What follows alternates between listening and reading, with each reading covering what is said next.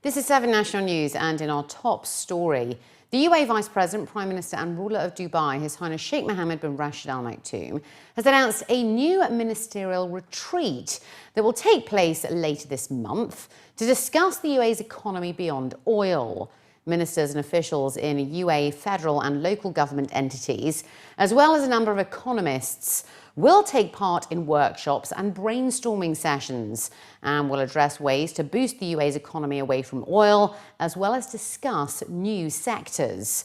Through his Twitter account, the ruler of Dubai stated, "Today, 70% of our GDP is independent from oil. Our goal is to have a new equation for our economy, where we neither depend on oil nor market fluctuations. We will add new economic sectors, leverage efficiency and productivity in current sectors.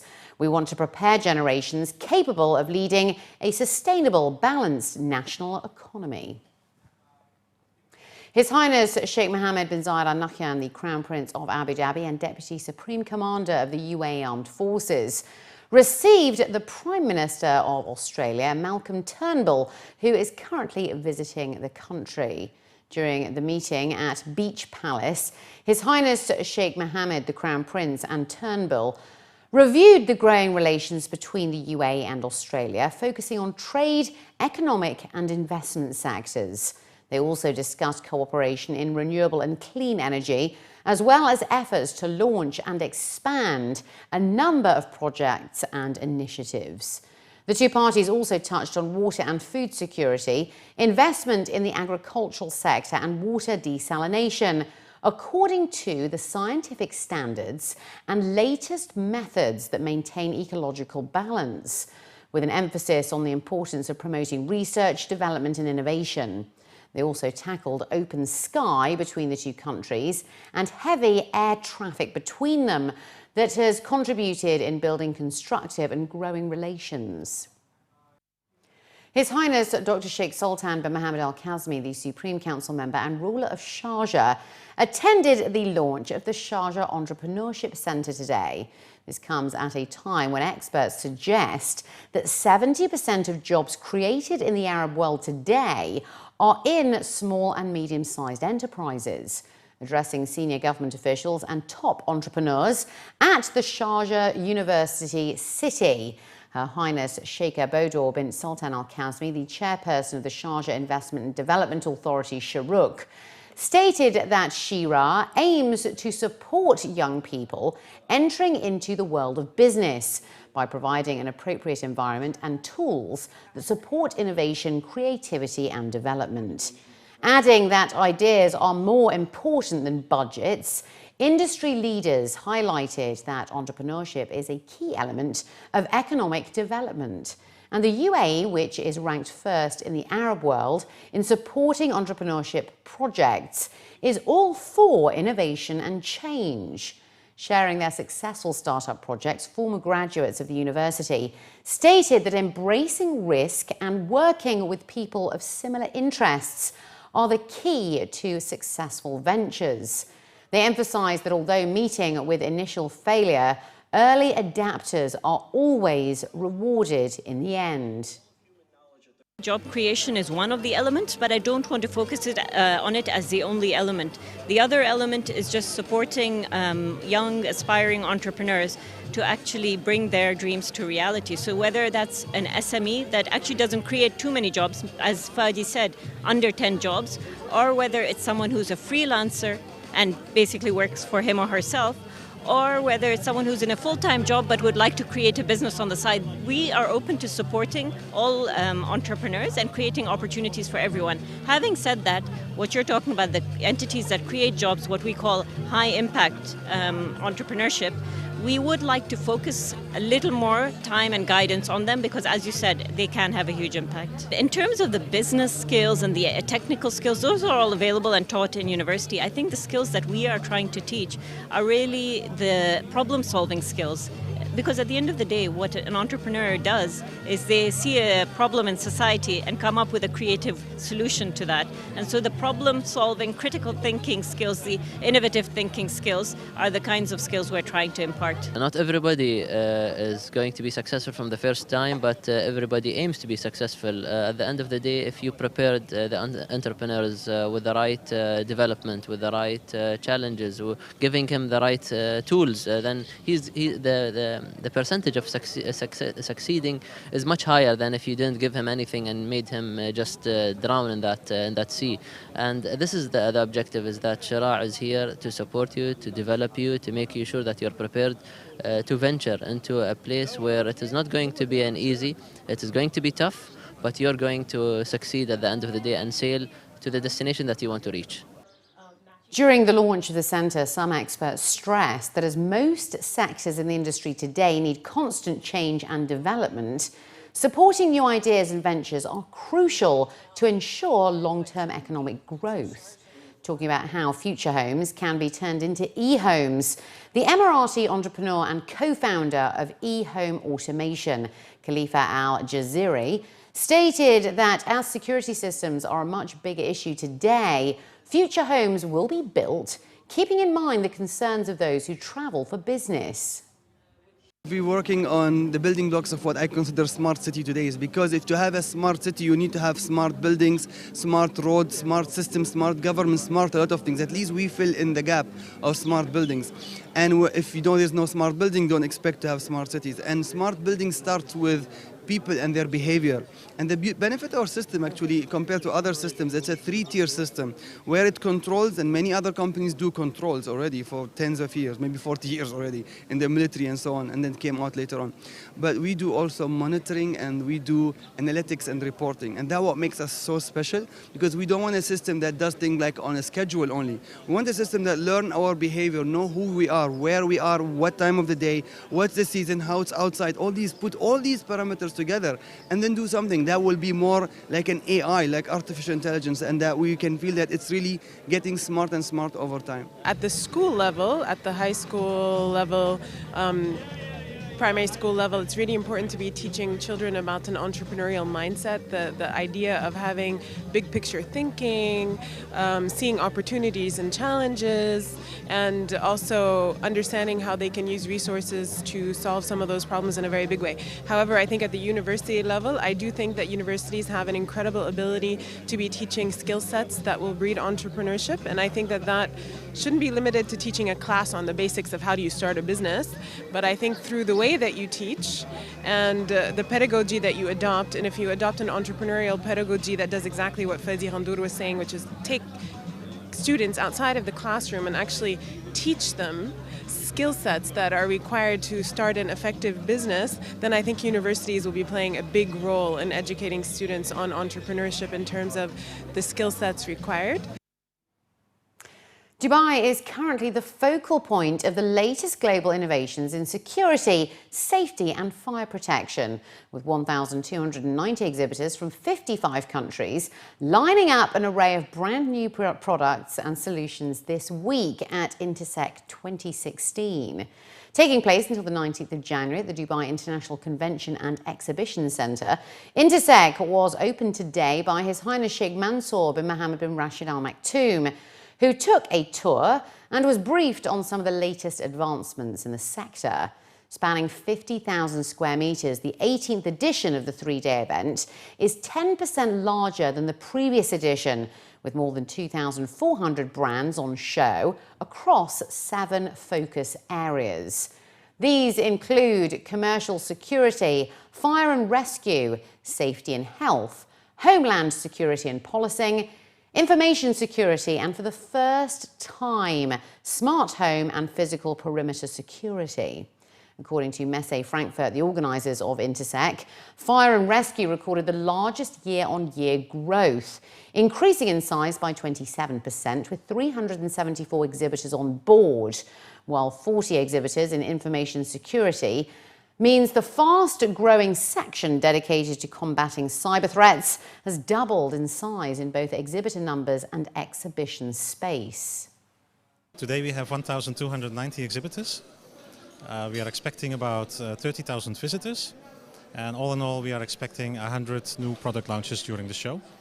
Emphasis this year is on the Internet of Things, meaning that every machine, a cooker, a fridge, whatever, can be connected to the internet. It's a new hype. We see a lot of 360-degree camera security with radar technology embedded, so that's also quite new.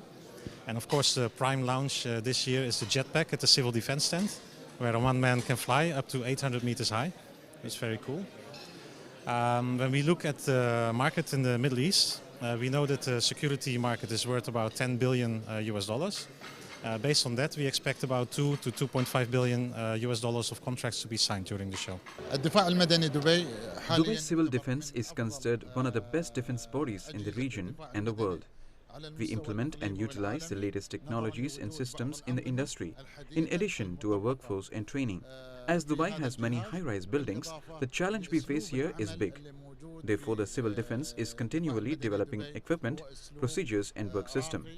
The result of this continuous development was evident recently when dealing with some incidents where there was no loss of life and very minimal loss of property. This is the Martin jetpack formed by a New Zealand company. It's an aircraft that can carry 120 kilograms, either manned or unmanned. It's driven by 2 ducted fans using a V4 2-stroke engine that just runs on petrol. It's fly-by-wire, very easy to fly. You just select your controls and the aircraft just goes where you ask it to go. It can go up to 3,000 feet, 74 kilometers per hour, and fly for about 30 to 45 minutes.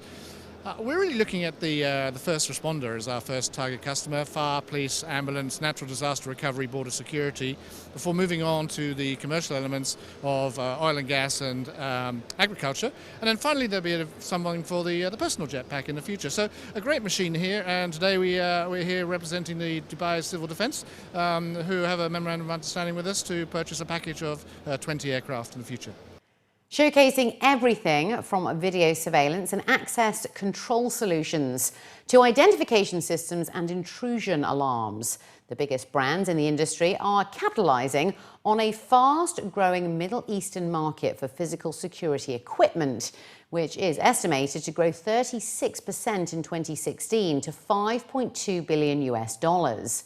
With 83% of international exhibitors, Intersec 2016 will be the most internationally representative ever, while the UAE exhibitor participation is also at an all-time high, growing 8% over the previous year, with 217 exhibitors covering 10,400 square meters of exhibition space. First of all, it's our first participation as an academy after the inauguration of the academy and the change it from and converting it from a training center to an academy specialized in firefighting services and also other public safety. Our participation today is very important for us and also for our clients and for the public.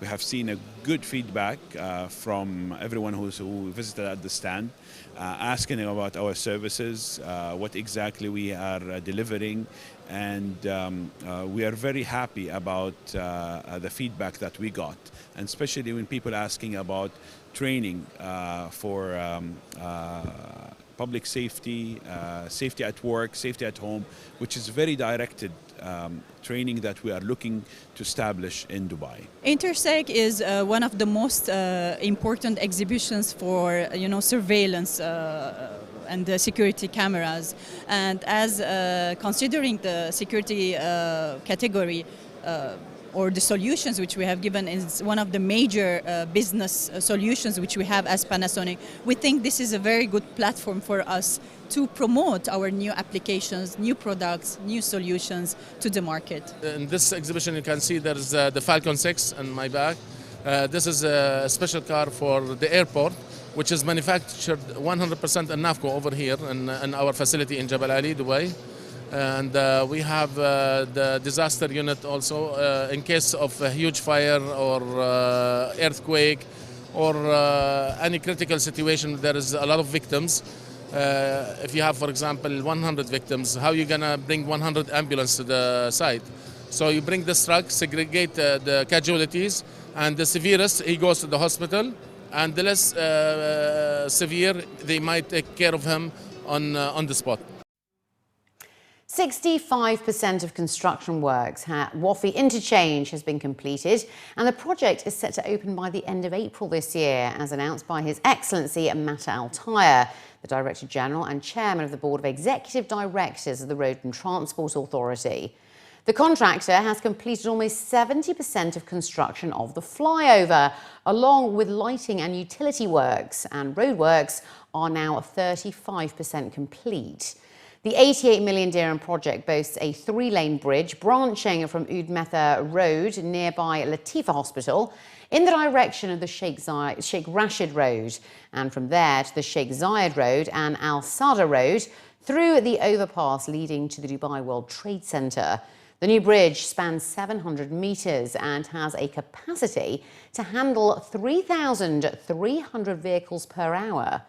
Project works also include lighting, signage, rainwater drainage and utility lines. Al-Taya stated that when finished, the project will eliminate overlapping traffic at the interchange. Thousands of students are to take part in a fun-filled 5-day event, as Abu Dhabi Sustainability Week in Schools has launched a whole host of educational activities throughout the Emirate. The initiative, which is a collaboration between Mubadala Masdar and the Abu Dhabi Education Council, is an educational program that aims to increase awareness of sustainable development and to encourage youth to pursue science, technology, engineering and maths education, as well as possible careers. The program provides students with information on sustainability issues facing society and the importance of sustainable development. From the 17th to the 21st of January, the programme's activities include 2 key projects: a solar car challenge, where students aged from 12 to 15 will design, build and race mini solar-powered cars, as well as the sustainable home model, which will see teams build a sustainable house for a family of 5 that takes into consideration energy and water consumption, wastewater management, and sustainable building materials. Teachers have received manuals that include information on sustainability, clean energy, and environmental conservation, as well as tips and guidelines for in-school projects. And finally, looking to other news now, Dubai continues to dominate globally with the number of super tall skyscrapers, boasting 18 in total. There are 100 super tall buildings around the world, those that are 300 metres or more, as according to the Council on Tall Buildings and Urban Habitat, off the back of the most recent completion of 432 Park Avenue over in New York in late December 2015. New York now has the second highest number of super tall skyscrapers in the world, with 7. It was also noted that the first 50 globally took 80 years to complete between 1930 and 2010. However, the following 50 took just 5 years. The majority of new super tall skyscrapers are located in Asia and the Middle East. The report added that super tall construction is set to remain strong in the coming years, with well over 100 skyscrapers in the category scheduled for completion in the next 5 to 6 years.